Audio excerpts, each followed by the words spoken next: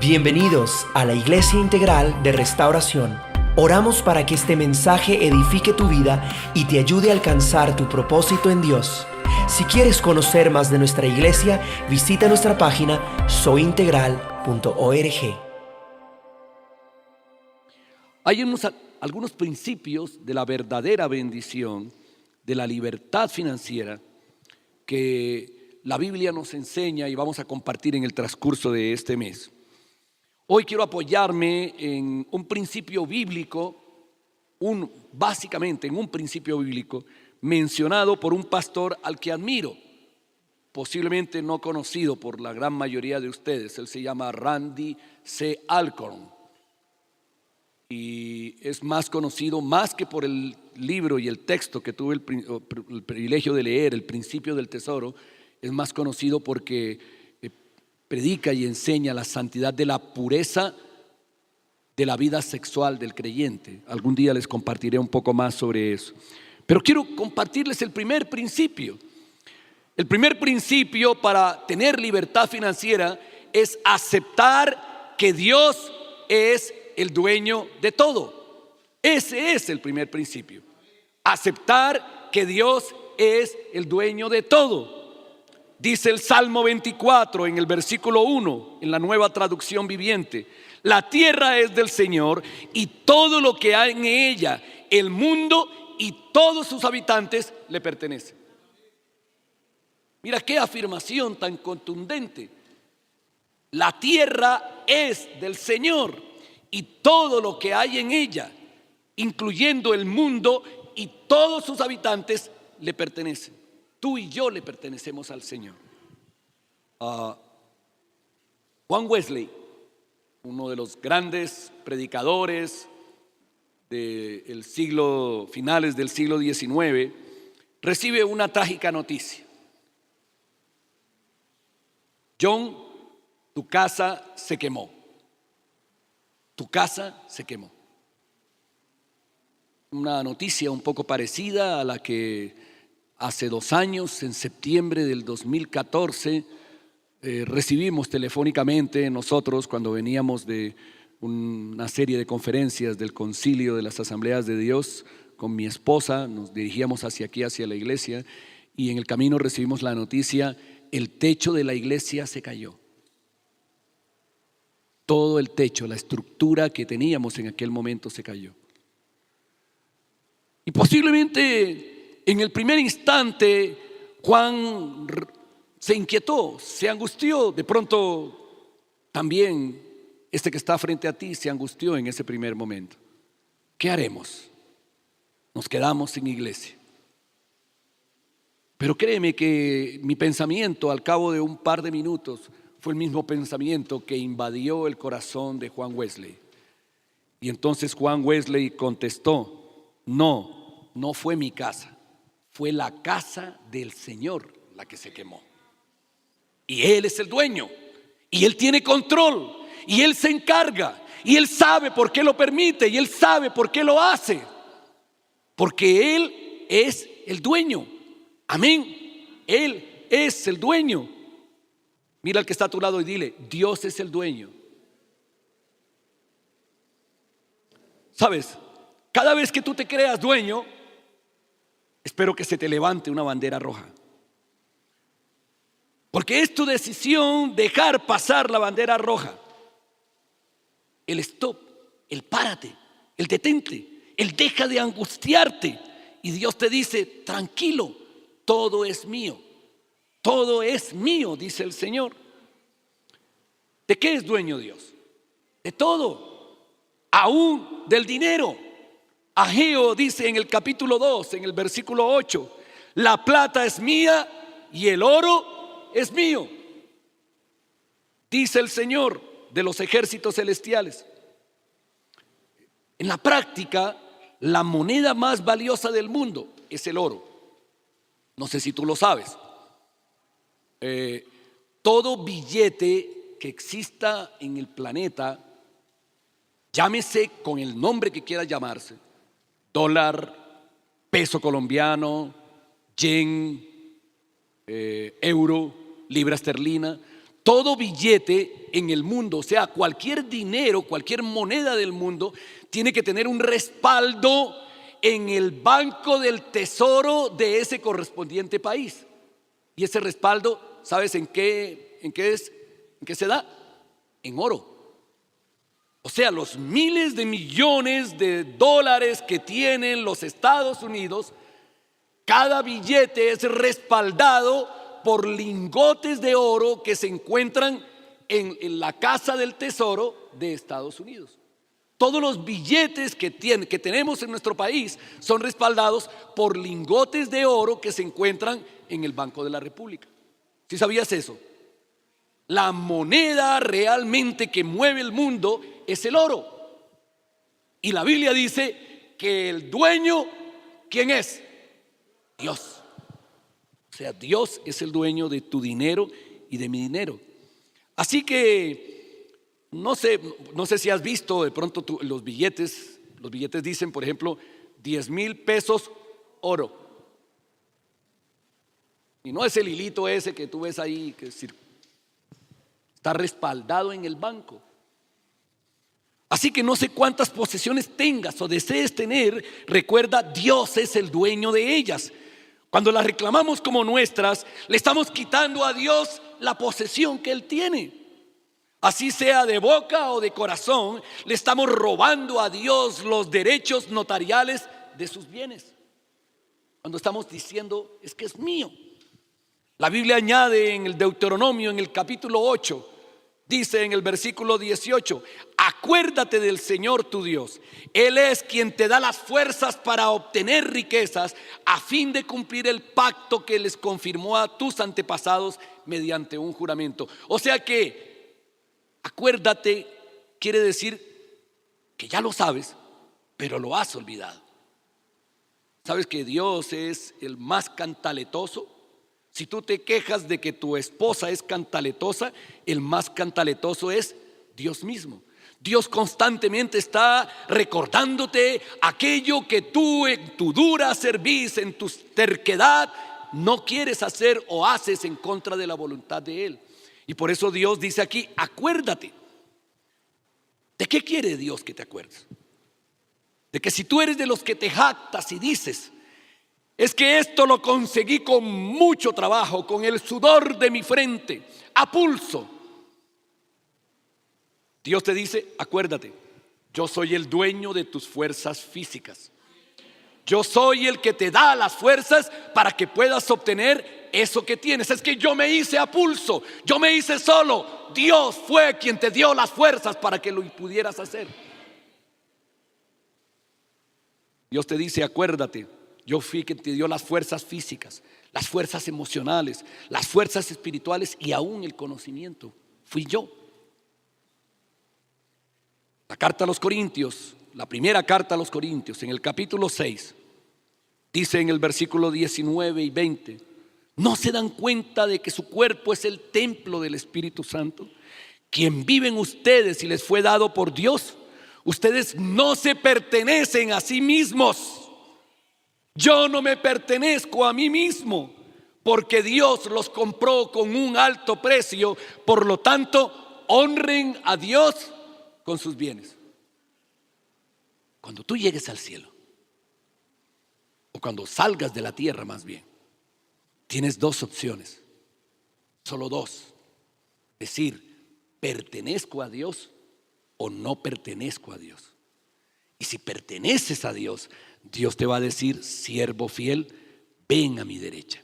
Pero si tú dices, no pertenezco, yo hacía lo que se me daba la gana, yo soy el dueño de mi mundo, yo soy el dueño de mis acciones, yo soy el que mando sobre mí mismo, Dios te va a decir, hazte a la izquierda e irás al llorar y al crujir de dientes, o sea, el infierno, porque no le perteneces a Dios. Por lo tanto, Dios no te va a reclamar, porque tú fuiste contrario a la voluntad de Dios. Así como algunos lo saben y no se acuerdan, otros no se dan cuenta. Y dicen, no se dan cuenta por ignorancia o por no tener el Espíritu Santo. Hay muchos que se jactan, sacan pecho y dicen como la canción de salsa, lo mío es mío y nadie me lo quita. Hay pocos salseros aquí, se nota que no estoy en una congregación de costeños. Hay una canción de salsa que dice: lo mío es mío y nadie me lo quita. La pregunta es, si es tuyo, ¿por qué no te lo llevas cuando te mueres? Si es tuyo, ¿por qué no te lo llevas cuando te mueres? Dios nos habla de eso. ¿Por qué no te lo llevas? Tendré oportunidad de compartir un poco sobre eso próximamente. Sabes, la Biblia dice que ni aún tu cuerpo es tuyo, no te perteneces a ti mismo. Dios te compró con un altísimo precio, la vida, el cuerpo y la sangre de Jesús de Nazaret, quien dio la ofrenda más agradable a Dios por ti y por mí. Fuimos comprados por precio con la sangre de Cristo Jesús.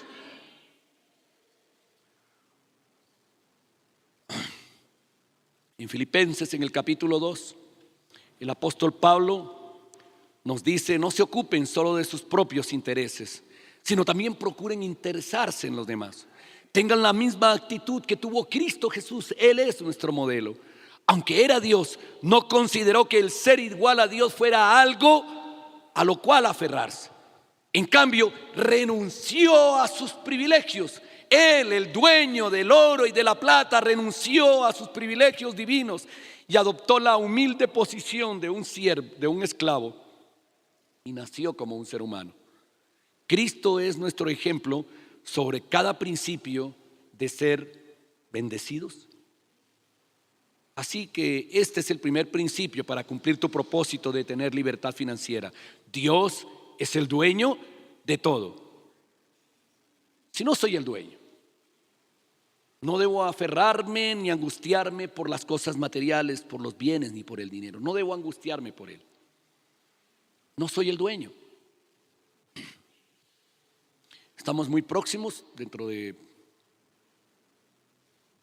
no sé, 2 meses, 3 meses, más o menos. Termina el proceso de compra de este lugar. Finalmente terminamos el proceso de compra. Incluidas escrituras, podemos estar llegando a los 80 millones de pesos, lo que falta para firmar las escrituras. Y quiero que sepas, no hay 5 centavos. No hay 5 centavos. Y te lo puedo decir sonriendo, no hay 5 centavos. Y la persona con la que hice la negociación, hablamos hace cerca de unos 2 meses, y le dije: Miriam, ¿sabes que no tengo 5 centavos? Me dijo: sí, yo lo sé, pero yo sé el Dios que usted tiene, que nunca le ha fallado. No tenemos 5 centavos.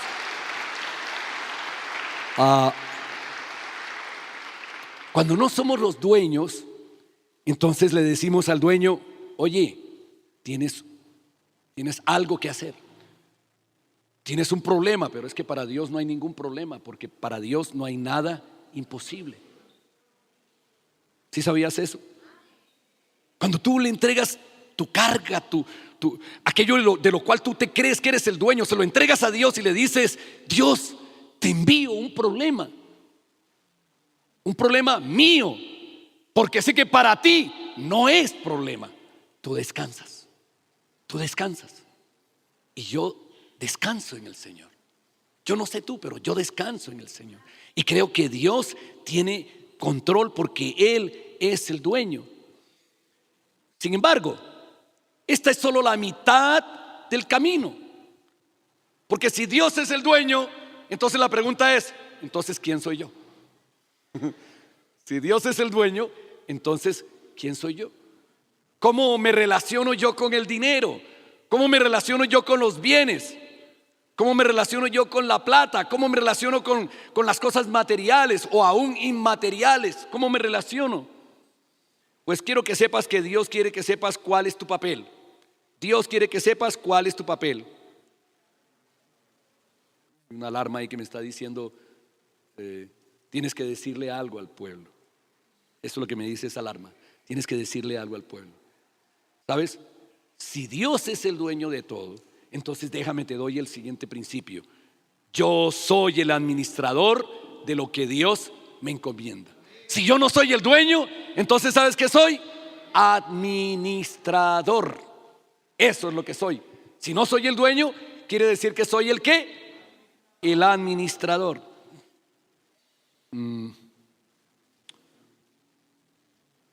Vivo en un edificio pequeño donde hay solo 11 apartamentos y no alcanza el dinero de 11 apartamentos para poder pagar una empresa de administración del edificio. Es muy difícil. Si a veces con 20, 30, 40 apartamentos y no alcanzan a veces para pagarle a una empresa administradora, pues mucho menos en un edificio de solamente 11 apartamentos. Luego nos quedan las dos opciones: o no tenemos administrador o rotamos la administración dentro de los propietarios. Por gracia de Dios, al año de haberme mudado al apartamento, los dueños de los demás apartamentos consideraron que este que está frente a ustedes era un excelente pagador, porque la cuota de administración se vencía el 5 y yo pagaba el 1 todos los meses. Entonces se me acercó la que era la administradora del edificio en ese momento y me dijo: señor Héctor Jiménez, a partir de este momento usted es el nuevo administrador. Yo nunca había administrado un edificio de apartamentos. Me dijo: usted es el nuevo, y no hay salario, es ad honorem. Vino, me entregó $1,000,000 y pico de pesos, me entregó los recibos y me dijo: ahora usted aprenda a administrar.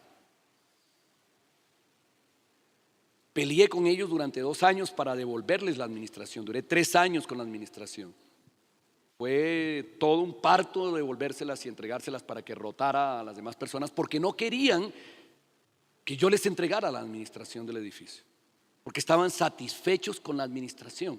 Porque un hijo de Dios está llamado a ser ejemplo y a mostrar que es buen administrador, tanto de lo que considera que es suyo como de lo que considera que es de los demás, pero porque vive bajo el principio de que él no es el dueño, sino que el dueño es ¿quién? Dios. Amén. Y aprendí algunas cosas de administración, pero aprendí los detalles operativos, porque los principios los tenía en mi mente y en mi corazón. Y eso es lo que Dios quiere de ti. Yo soy administrador de lo que Dios me encomienda. Él no me regala, sigue siendo el dueño. Él me encomienda, me dice: toma para que administres tus hijos, tus dones, tus talentos. El administrador maneja las propiedades para la gloria y la utilidad del dueño, porque un mal administrador lo quitan. Imagínate que hicimos un concurso ahí, una rifa ahí, para rotar la administración cada 6 meses.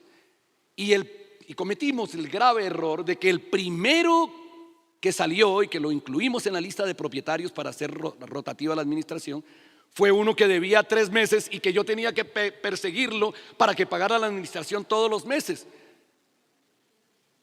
Y el hombre dijo: bueno, yo voy a ser el próximo administrador. Yo les dije: absurdo, ¿cómo vamos a confiar en él? Entonces tuve que decirle: tú no eres un buen administrador. Con respeto, tú no puedes ser el administrador. ¿Sabes? Debemos pensar como administradores, no como dueños.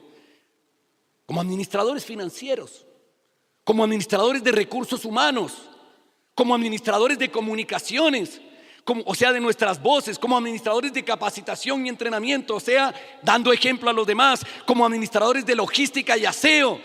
Debemos pensar como administradores de comunicaciones, buscando dónde y cómo invertir mejor aquello que el dueño, Dios, nos dio en consignación.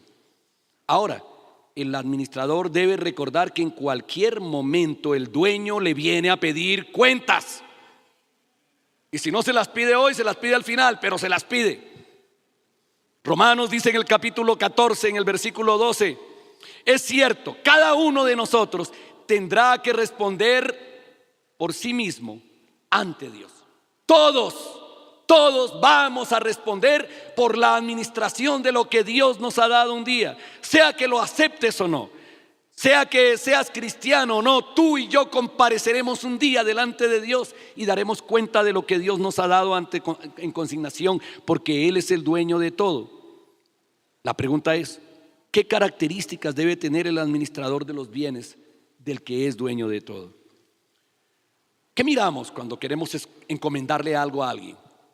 Cuando tú quieres encomendarle la administración a alguien. Por ejemplo, ¿qué miré yo en este hombre que debía 3 meses y que era un parto conseguir que pagara cada mes? ¿Qué miré yo? Yo miré que era incumplido. Yo miré que no era fiel. Yo miré que no era obediente. Yo le decía a él, mira, es que los servicios, cuando uno paga una administración está pagando los servicios del portero. Eso es lo que está pagando. Lo que más se come en una administración son los servicios de los porteros. Y ellos te sirven a ti. Entonces, si tú no pagas, pues no tienes derecho a los servicios. Entonces le voy a decir al portero que te entregue las llaves y no te vuelva a abrir la puerta. Porque tú estás pagándole el servicio a él. Y como no pagas, pues él no tiene por qué servirte. Con mucho respeto. Pero tocó llegar allá, a ese nivel. Porque cuando tú no pagas el servicio de agua, ¿qué hacen? Te cortan el agua. Amén. Dice la carta a los Filipenses en el capítulo 2, en el versículo 19. Si el Señor Jesús quiere, espero enviarles pronto a Timoteo para que los visite. Así él puede animarme al traerme noticias de cómo están ustedes. No cuento con nadie como Timoteo, quien se preocupa genuinamente por el bienestar de ustedes. Todos los demás que se ocupan solo de sí mismos y no de lo que es importante para Jesucristo. Pero ustedes saben cómo Timoteo ha dado muestras de lo que es, como un hijo con su padre. Él ha servido a mi lado en la predicación de la buena noticia. Espero enviarlo a ustedes en cuanto sepa lo que me sucederá aquí. ¿Sabes qué le estaba encomendando Pablo a Timoteo? Una iglesia. La iglesia de Filipos. Una iglesia que nació en la cárcel. Una iglesia que nació en el corazón de Dios.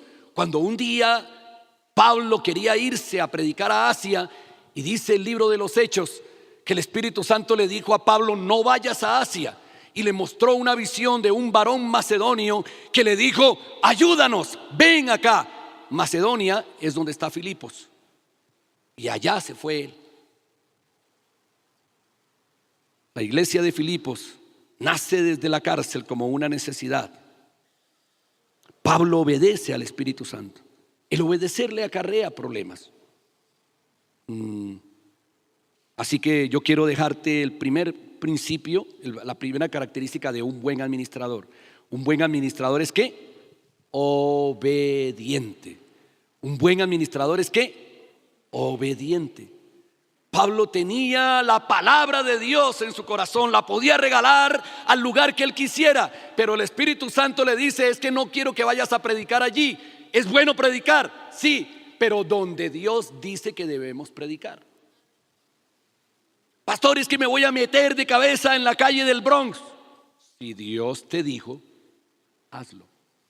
Pero es que hay tantos que necesitan, sí. Pero es que no se trata de que necesiten o no, se trata de que Dios te dijo que lo hicieras. Amén. A veces alguna persona me dice: pastor, ¿usted puede venir a orar a mi casa? Y yo le digo: espera a ver si Dios me dice que sí. Pero pastor, ¿cómo no va a venir? Yo no te estoy diciendo que no, pero que Dios me diga que sí. Porque puede ser bueno, pero aparentemente, pero no es la voluntad de Dios. Filipenses dice en el versículo 19 de ese capítulo: si el Señor Jesús quiere, espero enviarles pronto a Timoteo. Pablo tenía autoridad sobre Timoteo, porque era su mentor, era su maestro. Pero Timoteo reconocía la autoridad de Pablo, reconocía la bendición de obedecer. Los padres conocemos de la bendición de obedecer. El que no escucha palabras, escucha finalmente las acciones. La primera bendición de la obediencia es para el que obedece. La primera bendición de la obediencia es ¿para quién? Para el que obedece. No es fácil obedecer. algún pastor, el líder de un ministerio para pastores, decía: lo más difícil es hacer que los pastores obedezcan. Qué difícil, porque muchos pastores no se creen ovejas. Y es necesario que nos creamos ovejas, porque las ovejas están llamadas ¿a qué? A obedecer. Nos hemos olvidado que somos ovejas. Donde quiera que tú vayas, no importa donde tú vayas, vas a encontrar una autoridad. Si sales a la calle y vas en tu carro y ves una línea amarilla gruesa, sólida, en la mitad, ahí hay una autoridad que te está diciendo: no puedes atravesarla. ¿Aló? Si vas por la calle y quieres atravesar en cualquier parte, hay una cebra que te está diciendo: no es por aquí, es por acá. Si vas por la calle y encuentras un puente peatonal y quieres cruzar antes de 100 metros, hay una señal que te está diciendo: no cruces por la calle, atraviesa el puente peatonal. ¿Aló? Tenemos normas que nos dicen que estamos bajo autoridad. El centurión se lo dijo a Jesús. Una de las pocas veces que Jesús se asombra, se admira de alguien, es cuando tiene un encuentro con un centurión. Y el centurión le dice: es que yo soy un hombre bajo autoridad. Y era jefe de 100 soldados. Por eso se llamaba centurión. Pero él dice: yo soy un hombre bajo autoridad. O sea, lo primero que dice es, como acostumbra decir su pastor en esta iglesia: yo tengo una autoridad sobre mí. Yo tengo un pastor que me vigila. Yo tengo un pastor al cual le tengo que rendir cuentas. Tengo un pastor al cual tengo que obedecer. Amén. Dios en el Antiguo Testamento dio normas que deben ser obedecidas. No te voy a predicar hoy sobre eso, pero quiero leértela. En el Antiguo Testamento Dios ordenó el diezmo para el pueblo de Israel. Y si te haces la pregunta, yo te la contestaré el próximo domingo, sobre el diezmo y la ofrenda y la primicia. Pero al pueblo de Israel específicamente le dio una orden.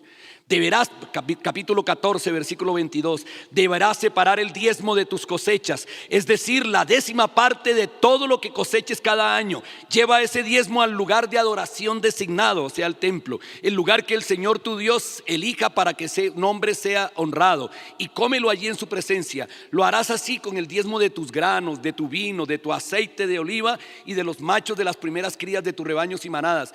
Esta práctica te enseñará a temer siempre al Señor tu Dios.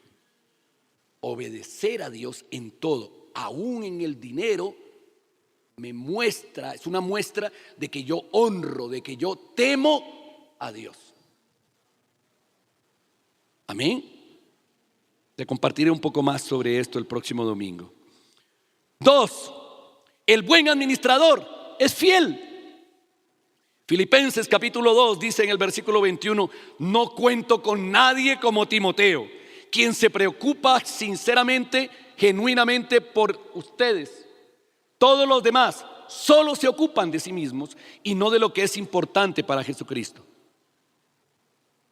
Timoteo era fiel a Dios y a Pablo. Tenían la misma visión. Cuando se tiene una visión diferente, yo no lo puedo escoger al otro como administrador. ¿Cómo puedo escoger como administrador, ya sea de un ministerio, ya sea de un talento, ya sea de mi dinero, a alguien que tiene una visión diferente a la mía? La Biblia dice en el Antiguo Testamento: ¿andarán dos juntos si no se pusieren de acuerdo? ¿Cómo puedo escoger a alguien que piensa diferente a mí y que puede ir a colocar mi dinero donde yo no quiero? ¿Aló? O sea, debo encomendarlo a alguien que sea ¿qué? Fiel, que tenga la misma visión que yo. Porque si es diferente, hay división, o sea, dos visiones. Y donde hay división, el diablo triunfa.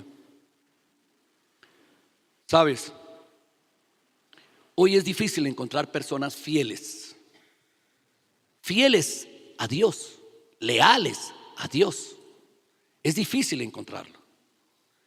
De pronto encontrarás personas leales unas a otras. Te voy a contar un secreto, pero no se lo cuentes a nadie. Fulanito de tal está adulterando con la secretaria, pero no le cuentes a nadie. Y si esa persona va y le cuenta al pastor, entonces el que le contó se rasga las vestiduras y dice: no fueron leales, no fueron fieles conmigo.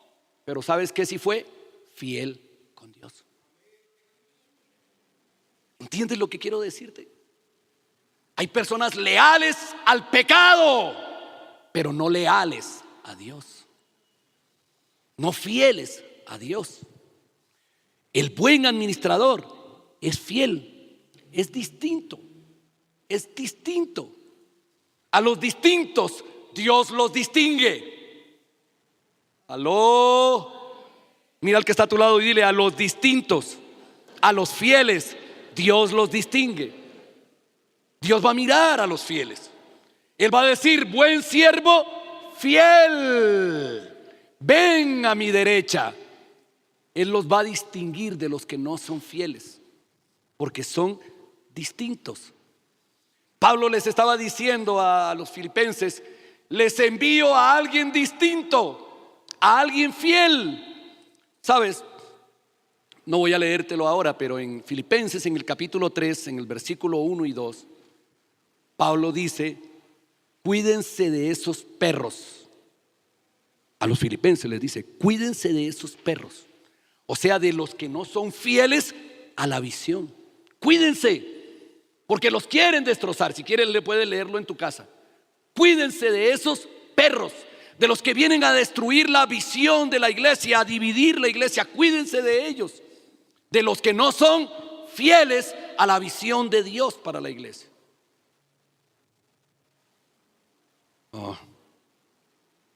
Cuando el corazón está herido, se hiere a sí mismo y hiere a los demás. Hay algunos que tienen un ministerio, he tenido la oportunidad de descubrirlo. Hay algunos que tienen un ministerio, se llama el ministerio de la oposición. ¿Sí sabías? Hay algunos que tienen ese ministerio, nada les gusta, porque no son fieles a la visión de la iglesia. Y por último quiero terminar. El buen administrador es una persona dispuesta. Filipenses dice en el capítulo 2, en el versículo 22: ya conocen los méritos de él, que ha servido. ¿Sabes? Está malentendido hoy el concepto de liderazgo para muchos. Una de las cosas atrayentes desde la perspectiva sociológica, dicen los sociólogos, que una de las cosas que atrae mucho dentro de la iglesia cristiana evangélica, que ha absorbido muchas personas en el mundo, es que les brinda la oportunidad de ser líderes. Y tú entras hoy a muchas iglesias y encuentras mucho cacique. ¿Y qué? Y poco indio. Mucho cacique y poco indio. Y típicamente muchos, cuando llegan a una iglesia: pastor, es que yo vengo de ser líder de parejas, yo vengo de ser líder de grupos familiares, yo vengo de ser líder de alabanza, yo predicaba en las calles. Bueno, mijo, mañana vienes 6:30 de la mañana, barres el templo y limpias los baños. Porque el liderazgo no fue lo que fundó Jesús. Jesús no hizo una escuela de liderazgo. Implícitamente se formaron líderes, pero Jesús formó una escuela ¿de qué? De siervos. De siervos, no de líderes, de siervos. El pastor está para servirte con lo que Dios me haya dado.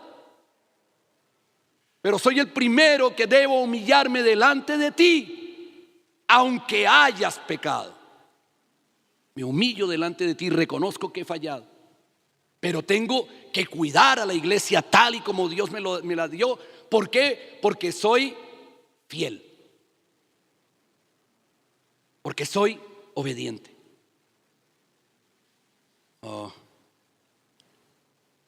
La diligencia implica disposición. El siervo diligente es el primero en dar de su tiempo, llegando temprano a la iglesia.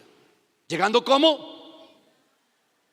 Si tú te crees un siervo de Dios, llega temprano a la iglesia. Por favor, llega temprano. Por favor, no lo hagas por el pastor, hazlo por el Señor. ¿Qué tal que el Señor dijera: voy a enviar a mi Hijo Jesús, la segunda venida de Cristo, pero he tomado la decisión de que el Señor va a venir y se va a llevar a los que están en la iglesia? Entonces tú llegas como las 5 vírgenes que relata Mateo capítulo 25 y tocas la puerta y dices: ¿qué pasó? Y de pronto sale uno y dice: yo me quedé, pero tú también por llegar tarde. ¿Aló? El siervo diligente es el primero en dar de su tiempo. El siervo diligente es el primero en dar de sí mismo, de su servicio. Lo hace antes, durante y después. El siervo diligente es el primero en dar su diezmo y su ofrenda. Con ella honra y demuestra a sí mismo que teme a Dios. Ese es el principio que le da sabiduría para administrar las cosas y la casa que Dios le dio. Proverbios dice en el capítulo 22, versículo 29, hace un visto a un hombre solícito en su trabajo, diligente en su trabajo. A mí me gusta cuando llegan los siervos en la iglesia, o los ayudadores también, y dicen: ¿qué hay que hacer? ¿Qué hay que hacer? Póngame a hacer algo. No puedo olvidar a Murillito, un negrito al que amamos con toda el alma, jugador de La Equidad. Cuando llegó a esta iglesia dijo: no puedo venir todos los domingos, pero póngame a hacer algo cuando yo venga. Póngame a hacer algo. Y lo pusimos a hacer varias cosas. Entre esas, ¿sabes qué hizo? Trajo una andanada de futbolistas a la iglesia. Porque el siervo diligente da antes, durante y después, y no espera que lo manden. El diligente es una persona dispuesta a servir, a cuidar a los hermanos, a cuidar la iglesia y a servir dando el ejemplo. ¿Sabes?